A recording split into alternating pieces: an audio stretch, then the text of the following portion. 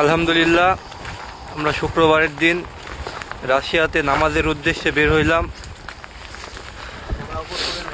এখান থেকে 1 কিলো দূরে মসজিদ, জুম্মার নামাজ পড়ার জন্য সবাই বের হয়েছি।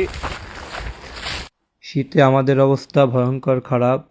দেখেন, সবাই রাস্তার পাশ দিয়ে যাচ্ছে হেঁটে হেঁটে মসজিদের উদ্দেশ্যে।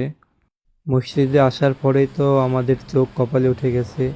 রাশিয়ার মতো একটা দেশে যত মুসলমান থাকে, এটা আমরা কখনো চিন্তাও করতে পারিনি। আবার আমরা এসে কিছু নতুন বাঙালিদের সাথেও পরিচিত হলাম। এখানে আমাদের বাঙালিরাও আছে।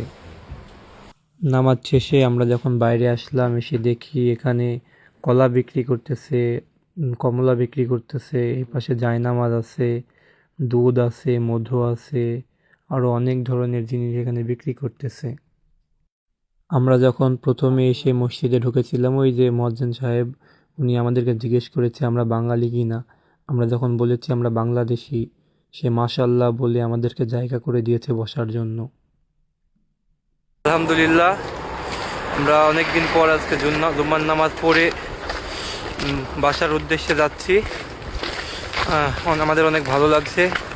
তোমাদের কেমন লাগছে? আলহামদুলিল্লাহ, অনেক ভালো লাগছে। হ্যাঁ, আসলে এই অনুভূতিটা মুখে বলার মতো নাই। অসীম খারাপ। আসলে ভাবতেই পারি নাই যে নতুন বছর উপলক্ষে যে নতুন জুম্মা আমরা পেতে যাচ্ছি, এটা কখনোই আশা করি নাই। আলহামদুলিল্লাহ, 26 সালের প্রথম জুম্মা পড়ে নিলাম এবং রাশিয়া আসার পরে অনেকদিন পরে জুম্মার নামাজটা পড়তে পারলাম। অসীম খারাপ।